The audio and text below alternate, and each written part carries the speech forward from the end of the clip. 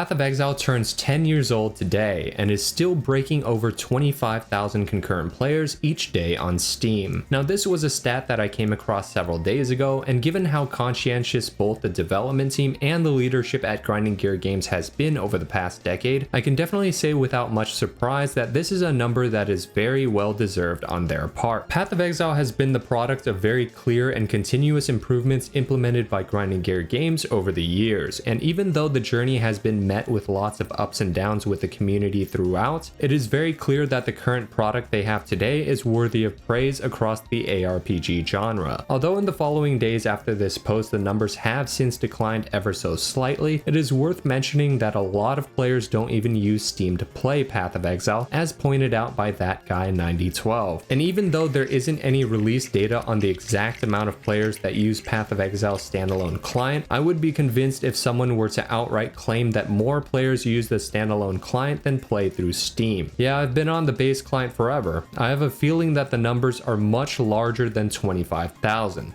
And this was the exact sentiment that was going through my head when I realized that the data from this post were strictly numbers coming from Steam's users. If we were to assume that the number of players on the Steam and standalone clients were about even, we could estimate that on this day Path of Exile was seeing around 50,000 players at its peak. And of course, when a new league is released, we all know about the server issues that occur due to this number reaching into the hundreds of thousands when players log in to try out the new changes. Now if you're curious about why PoE has survived the test of time, Sips White Monster shares that PoE survived because they care about their game, unlike so many devs these days. PoE is like fine wine that just gets better every year. It had its problems from time to time, like the infamous expedition patch, but the devs always fix the big issues eventually. Now this statement might imply that the devs are slow to respond to players' grievances, but as far as I've seen, the devs typically fix these bigger issues on a rather fast timeline, compared to more bloated companies that would take on average 3 to 6 months to address big design related issues within their game.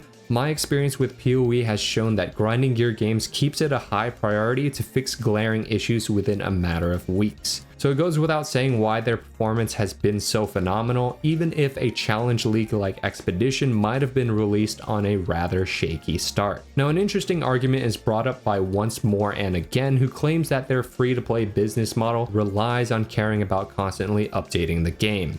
If they don't give people reasons to come back each league, then they go bankrupt. Now from my point of view, if Grinding Gear Games were to kick the bucket with Path of Exile and really start trying to cash out on their players' goodwill, I do believe that they would actually be able to survive quite a long while given how much branding and goodwill they have built up over the course of time. And in regards to the first point, although it is true that their business model relies on caring about their product and consistently delivering value to their players, this is also a reality that stands true with every other business model out there. When clients or customers approach a company to do business, it is usually under the premise that they can receive a product or service of greater perceived value than the dollar amount they are willing to part with. In this scenario, if players don't believe that launching Path of Exile is worth significantly more than the value of the time that they are willing to part with, they just simply won't play PoE. So even though reducing the quality of development won't immediately bankrupt Grinding Gear Games, it will most definitely stunt the growth of the game until these underlying issues are fixed. It's always funny when the devs get flack, but then eventually the player base falls back into realizing just how much better GGG is than any other dev on the market. Such an incredible game across the board. It's basically a completely new game at this point.